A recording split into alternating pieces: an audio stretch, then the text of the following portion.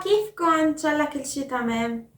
انا مها وهيدا التشانل لكل الاشخاص يلي عم يتعلموا عربي وبيحبوا يسمعوا شي بالعربي باللهجة اللبنانية. اليوم رح نحكي عن موضوع كتير حلو، ومثل العادة انا رح احكي بس بالعربي لأنتو تسمعوا وتحاولوا تفهموا قد ما فيكن. أكيد اليوم رح تتعلموا كلمات جديدة بالعربي باللهجة اللبنانية، ورح نحكي عن الوضع العائلي تبع الشخص اللبناني. كيف منقول بالعربي، يعني كيف منقول بالعربي مجوز، كيف منقول بالعربي أعزب، يعني أعزب ما في حدا بحياته. أوكي، رح نتعلم كل هيدول الأشياء، وكمان رح خبركن أشياء حلوة عن لبنان وعن اللبنانية. وأنا أكيدة إنه رح تتعلموا أشياء جديدة، رح تتعلموا كمان كلمات جديدة. اوكي، وقبل ما بلش بدي اقول ميرسي كتير لكل الاشخاص يلي عم يدعموني على باتريون، وانتو كمان تقدروا تدعموني اذا بتحبوا تاخدوا النص، يعني الكلمات، اذا بتحبوا تقروا كل الكلمات بالعربي مع الترجمة بالانجليزي فيكن تروحوا على باتريون. اوكي، يلا لكن جاهزين؟ خلينا نبلش.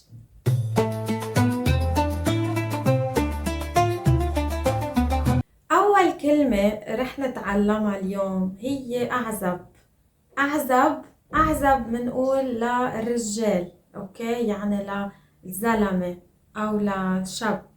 أعزب يعني ما في حدا بحياته، يعني هو ما عنده يعني علاقة مع حدا، هو لحاله. أوكي، هيدا هو الأعزب.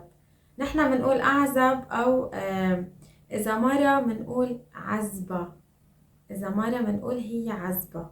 أوكي، فهيدا هو الأعزب. يعني الأعزب كمان بلبنان بنقول بعده عند أهله، بعده عند أهله، يعني هو لهلأ بعده عايش عند أهله، يعني لهلأ بعده ساكن ببيت أهله. هيدا هو الأعزب، لأنه عادة بلبنان يلي ما بيتجوز، اوكي، يلي بيكون اعزب عادة بيبقى ببيت اهله لا يتجوز. اوكي كمان يعني يمكن هيدا الشي اكيد تحسوه غريب، يمكن هيدا الشي غريب بالنسبة لإلكن، لأنه أنا بعرف إنه مش بكل العالم نفس الشي، وبعرف إنه بأمريكا أو بأوروبا أو ما بعرف وين، يمكن لما شاب أو لما صبية يصير عمرهم 18 سنة يمكن هن بيفلوا من بيت أهلهم، بيروحوا وبيعيشوا لحالهم. أوكي، بلبنان مش هيك، بلبنان مش هيك. عادة الشاب أو الصبية بيضلن عند أهلهم، يعني بيبقوا ساكنين ببيت أهلهم، ببيت أمهم وبيهم، لا يتجوزوا، هيك عادة. أوكي، فعشان هيك نحنا بنقول الأعزب يعني عند أهله، وبنقول يلي عند أهله عمهله. نحنا بنقول هيدا الشي بضحك شوي، يلي عند أهله عمهله. شو يعني عمهله؟ يعني رواق، يعني هو مش مستعجل، مش عايش حياته بسرعة. اوكي، هو عايش على رواق. ليش؟ لانه ما عنده عيلة، مش ما عنده ولاد، فهو عايش برواق. اوكي، يلي عنده عيلة اكيد بيكون دايما يعني عم يركض ركض، عايش ركض، عم يركض ليشتغل، ليجيب مصاري، ليقدر يعيش وليقدر يشتري كل شي للعيلة وللولد. اوكي، يلي بعده عند اهله على مهله. تاني كلمة رح نتعلمها اليوم هي مصاحب. مصاحب يعني الرجال أو الشاب بيقول أنا مصاحب، والمرأة أو الصبية بتقول أنا مصاحبة. أوكي، شو يعني مصاحب؟ إذا أنا بقول أنا مصاحبة يعني عندي صاحب. شو يعني عندي صاحب؟ يعني أنا عندي علاقة مع حدا، يعني عم بحكي مع حدا، وأنا يعني ممكن هيدا الشخص بعدين يكون شريكي بالحياة، يعني بعدين ممكن اتجوز هيدا الشخص. يعني أول شي بيكون اسمه صاحبي، وبعدين بيصير اسمه شي تاني مثل هلأ منشوف. أوكي، فمصاحبة أكيد عادة يعني مين بيصاحب؟ يعني مين بيكون مصاحب؟ يعني صغار، يعني الشباب والصبايا عادة بالمدرسة بالجامعة. اوكي، او انه عادة يعني هيدي هي اول شي، هيك بتبلش العلاقة. يعني اثنين، الشاب والصبية او الرجال والمرأة بيحكوا مع بعض، يعني بيصاحبوا وبعدين بيتجوزوا. اوكي، مصاحب. هلا هون في شغلة، يعني بلبنان عادة نفس الكلمة. يعني إذا أنا بقول هيدا صاحبي، يعني أنا عندي، يعني أنا ممكن معجبة بهيدا الشخص، يعني هيدا الشخص مش صديقي مش رفيقي، هيدا صاحبي. أوكي، بس إذا أنا شاب بقول هيدا صاحبي يعني هيدا صديقي. ما بعرف إذا فهمتوا. يعني شاب إذا بيقول شاب لشاب تاني إنه هيدا صاحبي، يعني نحن أصحاب، يعني نحن أصدقاء، يعني نحن رفقة، كل شي تمام، يعني ما في علاقة ما في شي.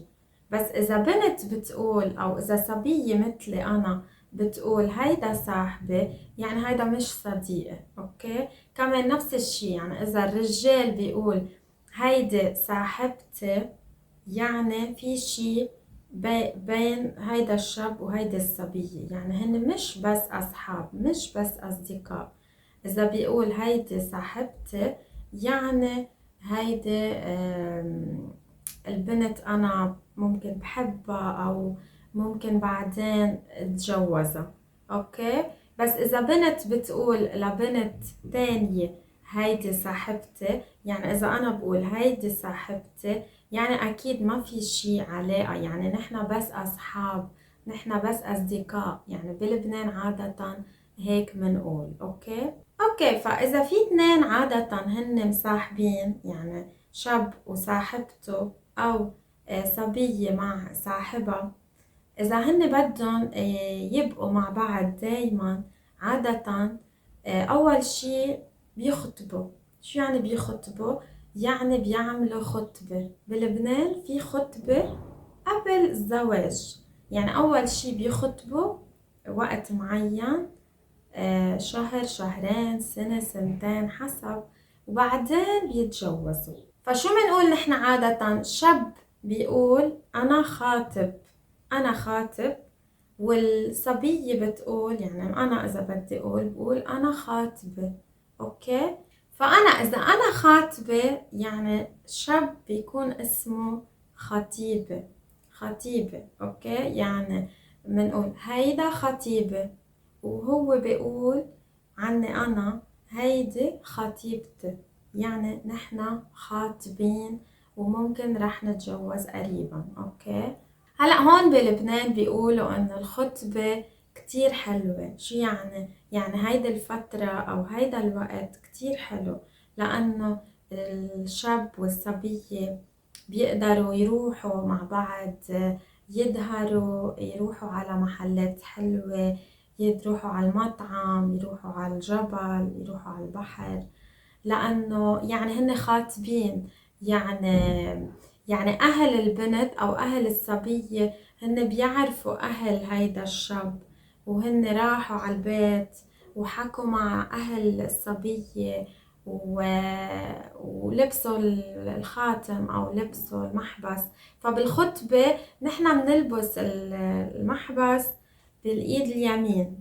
أوكي، وبعدين بالزواج بنلبس المحبس بالإيد الشمال. أوكي، فأي هيك بيقولوا يعني إنه الخطبة كتير حلوة بلبنان، لأنه ما بعرف يعني ما في كتير ضغط. يعني إذا اثنين، إذا بنت وشاب أو إذا صبية وشاب ظهروا مع بعض راحوا على المطعم، إنه الناس بتسأل أو الناس بتحكي يعني إنه مين هيدا أو مين هيدي. بس إذا خاطبين يعني إذا لابسين محبس بالإيد اليمين شوي أحسن، يعني الناس ما بتحكي كتير أو إنه ما بتسأل كتير. فعادة الأهل يعني ما عندهم مشكلة إذا البنت بتظهر مع الشاب بهيدي الفترة، يعني بفترة الخطبة، إنه ممكن البنت تروح مع الشاب على المطعم أو على أي محل مثلا، ممكن وقت طويل أو ممكن تتأخر بالليل، يعني تتأخر شوي لترجع على البيت، مش مشكلة. إلا بيي أنا يعني بابا بيي بالخطبة كان عنده مشكلة مع كل شي. يعني هو كان بعكس كل العالم، وهو دايما هيك يعني مثل العادة، هو دايما بعكس كل العالم. فهو ما كان يحب انه نحنا نظهر اما نحنا خاطبين، يعني هيدا خطيبة وانا بدي اظهر مع خطيبة وقريبا رح نتجوز. بس هو ما كان يحب، لا لازم ترجعي بكير على البيت، ولا ما لازم تروحي على محل بعيد، ولا ولا ولا وكل شي لا. اوكي. هلا الحمد لله انا خلصت من هيدا الشي، وهلا انا هيدا الشي صار وراي. ايه فعادة يعني شو هي الخطبة بلبنان؟ بالخطبة الشاب والصبية بيشتروا غراض البيت، يعني بيشتروا البيت أو بيفتشوا على بيت، بيشتروا غراض البيت، يعني بيشتروا المطبخ، بيشتروا الطاولات، بيشتروا الكنبيات يعني الصوفيات، كل شي، كل غراض البيت. ولما يشتروا كل شي ويخلصوا بيقدروا يتجوزوا. هلا عن جد ما بعرف كيف بيقولوا انه فترة الخطبة احلى فترة، يعني احلى وقت بالعلاقة بين الشاب والصبية، لانه بيقدروا يظهروا، بيقدروا يروحوا كل يوم على محلات حلوة. بس بنفس الوقت بالخطبة هن ما بيقدروا يدفعوا كتير مصاري، لانه هن لازم يشتروا اشياء كتير للبيت، يعني لازم يشتروا كل شي للبيت. يعني كيف هن بدهم يشتروا غراض البيت، وكيف بدهم كمان كل يوم يظهروا ويروحوا على محل جديد؟ يعني كيف؟ ما بعرف انه كيف، عن جد ما بعرف. وشو في بعد الخطبة؟ عادة بعد الخطبة أكيد الشاب والصبية بيعملوا عرس وبيتجوزوا. يعني بعد الخطبة بيجي شو؟ الزواج. فنحنا بنقول انه هيدا الزلمة او هيدا الرجال او هيدا الشاب مجوز، وبنقول هيدي الصبية مجوزة. اوكي. بالفصحى لازم نقول متزوج، بس نحنا عادة بنقول مجوز، يعني او مزوج او مجوز، نفس الشي مش مشكلة. يعني بدل ما نقول، يعني نحنا لازم نقول بالفصحى هيدا زوجة، اوكي، بس نحنا بنقول هيدا جوزة. يعني نحنا بنغير شوي الكلمة، بس مش مشكلة يعني كله بيمشي. هيك اسهل شوي لما نقول هيدا جوزة. اوكي. والرجال بيقول انه هيدي مرتي. بالفصحى بيقولوا انه هيدي زوجتي، يعني زوج زوجة. بس نحنا بلبنان بنقول هيدي مرتي من كلمة مرة. ايه فنحنا بالزواج يعني لما نتجوز بنلبس الخاتم، بنشيل الخاتم او المحبس، بنشيل المحبس من الايد اليمين وبنلبس الخاتم بالايد الشمال. اوكي. وهيدا اسمه محبس. يعني شو محبس؟ محبس جاي من كلمة حبس يعني بتعرفوا شو يعني حبس يمكن او ما بتعرفوا. انه حبس يعني كأنه نحنا لما نتجوز بنفوت على الحبس او بنروح على الحبس، يعني بنفوت على بيت ورح نبقى بهيدا البيت كل حياتنا، ما بنقدر نفل منه او ما بنقدر نظهر منه لهيدا الحبس. بس اكيد لا، يعني الزواج شي كتير حلو، بس يمكن بيقولوا هيك لانه خلص يعني الواحد لما يتجوز يعني خلص كل شي صار جد. يعني اوكي، ما عادش في مزح، ما في مزح، كل شي جد. وخلص يعني هيدول الاثنين عن جد هن بيحبوا بعض وبدهم يعيشوا مع بعض كل حياتهم بالبيت مع بعضهم. اوكي، بدهم يعملوا عيلة، عشان هيك يعني بيقولوا محبس. يعني نحنا مش كل يوم رح نتجوز، يعني اكيد مش كل يوم رح نتجوز شخص جديد. ويمكن كمان بيقولوا انه يعني المحبس لانه هلأ رح نحكي عن الطلاق. يعني لما يخلص الزواج بيجي شو؟ طلاق. طلاق، بس نحنا بنقول الطلاق. ف الطلاق مش سهل ابدا بلبنان، كتير صعب. اوكي، فهلا ما رح نحكي عن هذا الموضوع، بس شو بنقول يعني اذا انا خلص ما بدي زوجي، ما بدي عيش مع زوجي، ما بدي كفي معه بالزواج، انا بقول خلص انه بدي طلق. وانا بصير يعني بعدين بيكون اسمي انا مطلقة، ويعني زوجي الرجال اسمه مطلق وانا اسمي مطلقة. اوكي، ايه فالطلاق يعني هون كتير صعب، ما رح نحكي كتير بالتفاصيل، بس لانه عادة هون اللبنانية بيتزوجوا كيف؟ حسب الدين. يعني هون عنا بلبنان الزواج ديني. شو يعني ديني؟ يعني حسب او الدين الاسلامي او الدين المسيحي، والاثنين طلاق فيهم الاثنين الدينين الاسلامي والمسيحي كتير صعب، يعني مش سهل. اوكي، فايه يعني اوكي لما يصير طلاق، يعني اذا انا بقول انا مطلقة، نحنا بلبنان بعدنا لليوم، يعني بعدنا لهلا بنحس انه هيدا الشي مش كتير حلو. يعني كيف بدي اقول، يعني مش مثل ببلاد تانية برا يمكن ما عندهم مشكلة، بيقولوا انا مطلقة وعادي ما في مشكلة. بس هون اذا المرة مطلقة، يعني الناس بتشوف هيدا المرة، بينظروا لها نظرة مش حلوة، يعني بيشوفوها بطريقة مش حلوة انه هي مطلقة. كيف يعني في كتير ناس او في كتير رجال، يعني اذا هن بدهم يتجوزوا مثلا اذا بيعرفوا انه هيدي المرة مطلقة، يمكن يقولوا لا لا ما بدي مرة مطلقة، بدي مرة يعني عزبة انه ما كانت متزوجة من قبل. اوكي، عن جد كتير غريب وكتير بشعة يعني، وكتير مش حلو هيدا الشي انه بتصير، يعني الطلاق بيصير ومش شي غريب وشي كتير عادي هلا صار. هلا في كتير طلاق يعني بلبنان، يمكن في طلاق عن جد قد الزواج، يعني كل يوم في زواج كل يوم في طلاق كتير.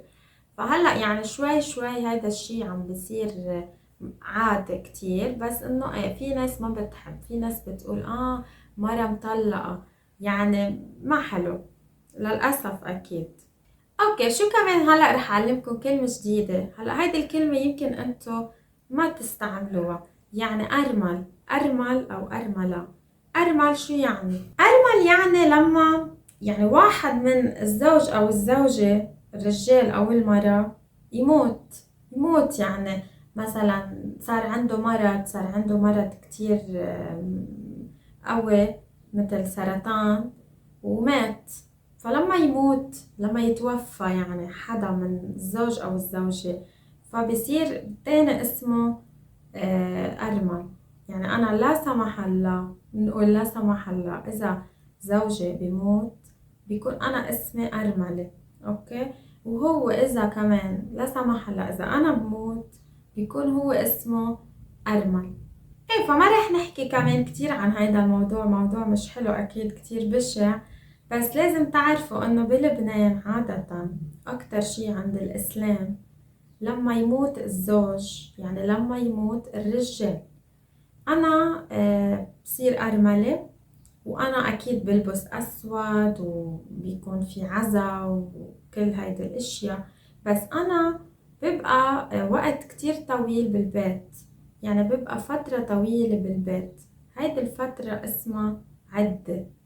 ف هيدا بالدين، يعني بالدين الإسلامي بالقرآن مكتوب إنه المرأة لما يموت زوجها هي ما لازم تظهر من البيت فترة فترة تقريبا 4 أشهر و10 أيام. أوكي، 4 شهور و10 أيام هي لازم تبقى بالبيت، يعني ما تظهر، ما تظهر إلا إذا في شي ضروري. يعني ما تظهر وتروح تشوف أصحابها وتروح تشوف كل الناس وكأنه ما في شي. لا، لازم المرأة تبقى بالبيت هيدي الفترة حسب الدين الإسلامي. على فكرة مش بس الدين الإسلامي، يعني كمان الدين المسيحي، بس الدين المسيحي هن أكتر يعني ممكن يبقوا بالبيت النسوان أو الأرامل 40 يوم، أوكي، مش فترة كتير طويلة مثل الدين الإسلامي. وهي الفكرة يعني إنه المرأة لازم تبقى بالبيت، لأنه أكيد أصلا هي بتكون كتير زعلانة يعني وكتير مزعوجة، يعني ما رح تقدر تظهر وتعيش حياتها بطريقة طبيعية بهيدا الوقت. وإيه، هلا أنا إذا بدي أخبركن شوي عن وضعي أنا، يعني شو وضعي أنا العائلة، يعني أنا عزبة، أنا مزوجة، أنا خاطبة إلى آخره. أنا يمكن تعرفوا إنه أنا مجوزة، فأنا لابسة المحبس بإيد الشمال، أوكي. وأنا مش دغري اتجوزت، يعني أنا أول شي لما تعرفت على جوزي نحنا بقينا مع بعض فترة كتير طويلة قبل ما نخطب. يعني نحنا بقينا مع بعض شي 7 سنين 7 سنين كنا عم نحكي مع بعض ونحنا مع بعض وكل شي، بس نحنا ما كنا خاطبين، ما خطبنا بهيدا الوقت. خطبنا بعد 7 سنين ولبست أنا المحبس بالإيد اليمين. خطبنا قديه؟ خطبنا فترة 3 سنين، سوري. خطبنا فترة 3 سنين، كمان في 3 سنين هي فترة طويلة مش فترة قصيرة. في كتير ناس بتخطب هون سنة، سنتين، أو ممكن أقل من سنة، يعني يمكن ماكسيموم 3 سنين، يمكن الماكسيموم 3 سنين، أوكي. وبعدين بعد 3 سنين خطبة نحنا تجوزنا ونحنا هلأ صار لنا مزوجين شي 6 سنين، أوكي. فهيدي هي، هذا هو وضعي، وهذا كان كل شي لليوم عن الوضع العائلي لشخص اللبناني. ما بعرف إذا حسيتوا الفيديو شوي صعب، أكيد في كلمات جديدة بعرف، بس أكيد أنتوا رح تتعلموا كتير أشياء جديدة دايما لما تسمعوا هيدول الفيديوهات. ويمكن إذا بتسمعوا هيدا الفيديو أكتر من مرة رح تتعلموا أكتر وأحسن. وأنتوا لازم تسمعوا هيدا الفيديو كذا مرة. تسمعوا أول مرة بدون ترجمة وبتحاولوا تفهموا، يعني بتحاولوا تفهموا شو هيدا الموضوع، عن شو أنا عم بحكي. تاني مرة بتسمعوا الفيديو مع ترجمة عربي إذا أنتوا بتقدروا تقروا بالعربي. وتالت مرة بتسمعوا أو بتحضروه مع ترجمة للإنجليزي لتشوفوا الكلمات الجديدة، لتشوفوا شو المعنى، أوكي.